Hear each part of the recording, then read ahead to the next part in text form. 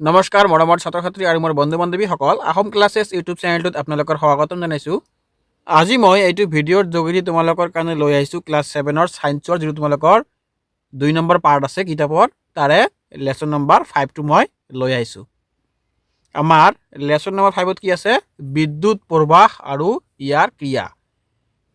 এই পাঠটিৰ অনুশীলনীত থকা যিমানখিনি কুৱেশ্যন আছে সকলোখিনি মই অতি সহজ আৰু অতি চমুকৈ লৈ আহিছোঁ, যাতে তোমালোকৰ সোনকালে মুখস্থ হৈ যায়। আৰু তোমালোকে যদি মোৰ এই ভিডিঅ'টো চাই আছা আৰু যিসকলে প্ৰথমবাৰৰ কাৰণে আহিছে মোৰ চেনেলটোত ছাবস্ক্ৰাইব কৰি লোৱা, তেনেহ'লে তোমালোকে এইবিলাক ভিডিঅ' প্ৰথমতে পাই যাবা। 1 নম্বৰত কি দি আছে আমাৰ? বিদ্যুতিক বৰ্তনীৰ নিম্নাক্ত উপাদানবোৰ চিহ্ন তোমাৰ টোকা বহীত আঁকা। সংযোগী তাৰ বন্ধ অৱস্থাত থকা সুইচ, বাল্ব, কোষ দি থোৱা অৱস্থাত থকা সুইচ আৰু বেটাৰী। ইয়াৰ উত্তৰটো কি হ'ব আমাৰ?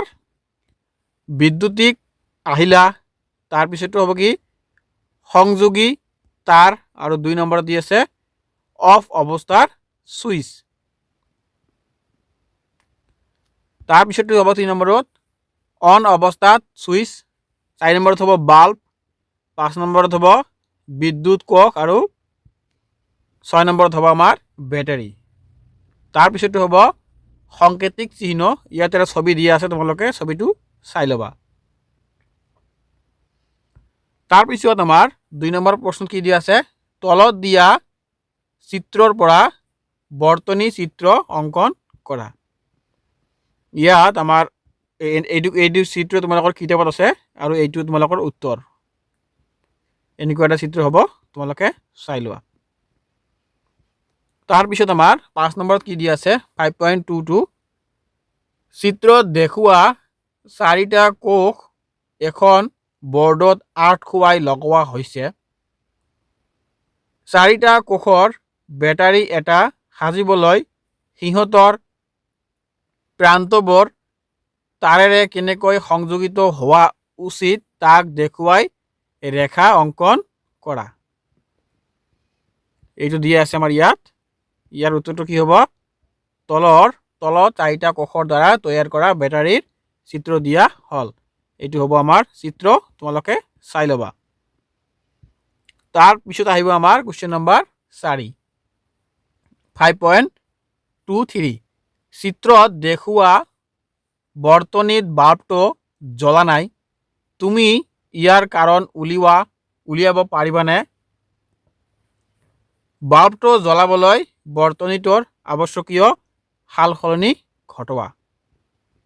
ইয়াত এটা চিত্ৰ দিয়া আছে, তোমালোকে চাই ল'বা। ইয়াৰ উত্তৰটো কি হ'ব? সমস্যাটো কি বিচাৰি উলিওৱা, বাল্বটো জ্বলাবলৈ আৱশ্যকীয় পৰিৱৰ্তনৰ ব্যৱস্থা কৰা। উত্তৰ দি আছে আমাৰ সমস্যাটো হ'ল বৰ্তনীটোত ব্যৱহাৰ কৰা বেটাৰীৰ 2টা কোষৰ ধনমেৰু আনটো কোষৰ ধনমেৰুৰ লগত সংযোগ হৈ আছে। তাৰপিছত এটা কোষৰ ধনমেৰু আনটো কোষৰ ধনমেৰুৰ লগত সংযোগ কৰিব লাগিব, তেতিয়াহে বাল্বটো জ্বলি উঠিব। তলত শুদ্ধ সংযোগ দেখুওৱা হ'ল। এইটো আমাৰ চিত্ৰ। তাৰপিছত আমাৰ কুৱেশ্যন নম্বৰ 5 বিদ্যুৎ প্ৰবাহৰ যিকোনো 2টা প্ৰভাৱ উল্লেখ কৰা। ইয়াত দিয়া আছে আমাৰ উত্তৰত দিয়া আছে বিদ্যুৎ প্ৰবাহৰ যিকোনো 2টা প্ৰভাৱ হ'ল 1 নম্বৰত দিয়া আছে তাপৰ উৎপাদন আৰু 2 নম্বৰটো হ'ব চুম্বক ক্ষেত্ৰৰ উৎপাদন। এতিয়া আমাৰ কুৱেশ্যন নম্বৰ 6 যেতিয়া এডাল পৰিবাহীৰ মাজেৰে বিদ্যুৎ প্ৰবাহ চলিত কৰা হয়, তেতিয়া পৰিবাহীৰ কাষত উত্তৰ দক্ষিণ মুৱাকৈ ৰখা চুইচক শলাৰ বিক্ষেপণ ঘটে কিয়? ইয়াত আমাৰ উত্তৰ দিয়া আছে পৰিবাহীৰ মাজেৰে বিদ্যুৎ চালিত হ'লে পৰিবাহীৰ চাৰিওফালে এখন চুম্বক ক্ষেত্ৰৰ উৎপন্ন হয়। এই চুম্বক ক্ষেত্ৰই চুম্বক ক্ষেত্ৰৰ লগত অকা অন্তঃক্ৰিয়াৰ ফলত চুম্বক শলাৰ বিক্ষেপণ ঘটে। তাৰপিছত আমাৰ প্ৰশ্ন নম্বৰ 7, তলত দিয়া বৰ্তনীৰ চাবি বন্ধ অফ কৰি দিলে বৰ্তনীত থকা চুম্বক শলাৰ বিক্ষেপণ ঘটিবনে? ইয়াত দিয়া আছে আমাৰ এইটো চিত্ৰ। তাৰপিছত উত্তৰত দিয়া আছে কি চুম্বক শলাৰ বিক্ষেপণ নঘটে, কাৰণ বৰ্তনীৰ সুইচ অফ চাবি বন্ধ কৰিলেও তাৰ মাজেৰে বিদ্যুৎ প্ৰবাহ নহয়, যিহেতু বৰ্তনীত কোনো বিদ্যুৎ কোষ সংযোগ কৰা হোৱা নাই। তাৰপিছত আমাৰ দিয়া আছে 8 নম্বৰত খালী ঠাই পূৰ কৰা। উত্তৰত দিয়া আছে আমাৰ তলত ক নম্বৰত কি দিয়া আছে, কোষৰ সাংকেতিক চিহ্ন দীঘল ৰেখাডালে ইয়াৰ ডেছ প্ৰান্ত দিশেৰ নিৰ্দেশ কৰে। ইয়াৰ উত্তৰটো কি হ'ব আমাৰ? ছাত্ৰ ছাত্ৰীসকল ইয়াৰ উত্তৰখিনি তলত লৈ আহিছোঁ, তোমালোকে তলত চাই লোৱা। উত্তৰত দিয়া আছে বিদ্যুৎ কোষৰ সাংকেতিক চিহ্ন থকা দীঘল আঁচডালে ধনবদ্বাৰ বুজায়। 2 নম্বৰ উত্তৰটো হ'ব কি দুটা বা ততোধিক বিদ্যুৎ কোষৰ সংযোগ বেটাৰী বোলে। তাৰপিছৰ উত্তৰটো কি হ'ব, ৰুম হিটাৰ এটাৰ সুইচ অন কৰি দিলে ই লোহিত তপ্ত হয়। তাৰপিছৰটো কি হ'ব, 2 নম্বৰটো বিদ্যুতৰ তাপীয় ক্ৰিয়াৰ ওপৰত ভিত্তি কৰি বৰ্তনীত ব্যৱহাৰ কৰা নিৰাপদ আহিলাক ফিউজ বোলা হয়। তাৰপিছত আমাৰ কি দিয়া আছে 9 নম্বৰত, তলৰ উক্তিবোৰ ভুল হলে ভুলত আৰু শুদ্ধ হলে শুদ্ধত চিন দিয়া।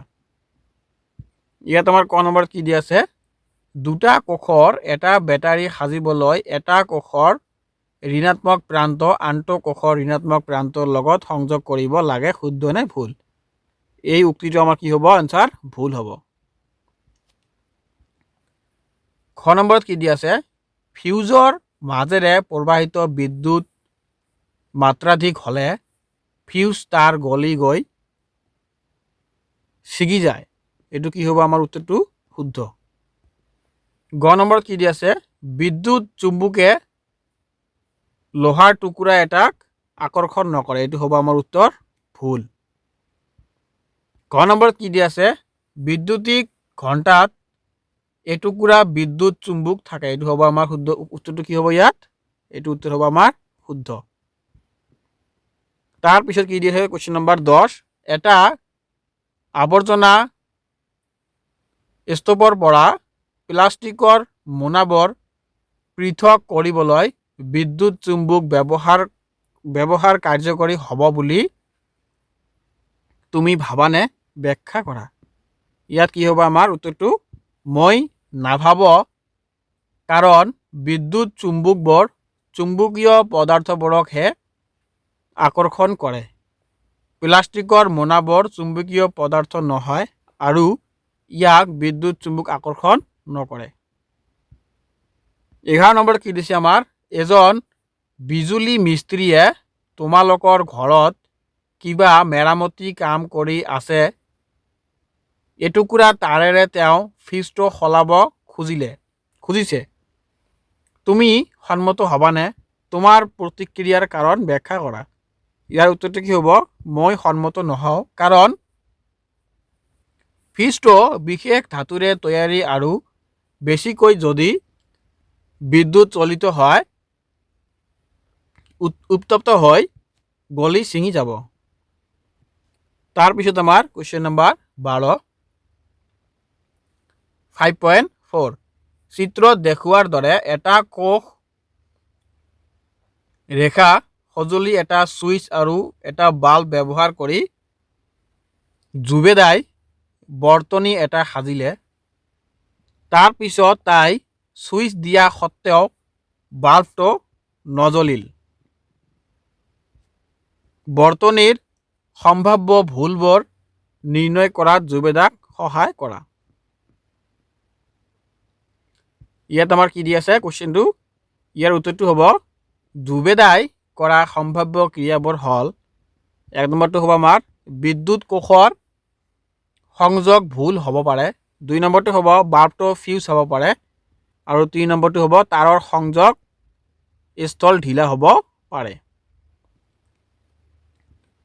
তাৰপিছত আমাৰ কুৱেশ্যন নম্বৰ 13 তলত দিয়া বৰ্তনীৰ ক্ষেত্ৰত এইটো হ'ব আমাৰ 1 নম্বৰটো কি হ'ব সুইচ অফ থকা সময়ত যিকোনো এটা বাল্ব জ্বলিব পাৰেনে। 2 নম্বৰটো হ'ব সুইচ অন কৰাৰ পাছত বাল্ববোৰ ABCৰ জ্বলনৰ ক্ৰম কি হ'ব। উত্তৰ দি আছে 1 নম্বৰ নোৱাৰে। 2 নম্বৰত কি দিয়া আছে একে সময়তে 3টা বাল্ব জ্বলি উঠিব।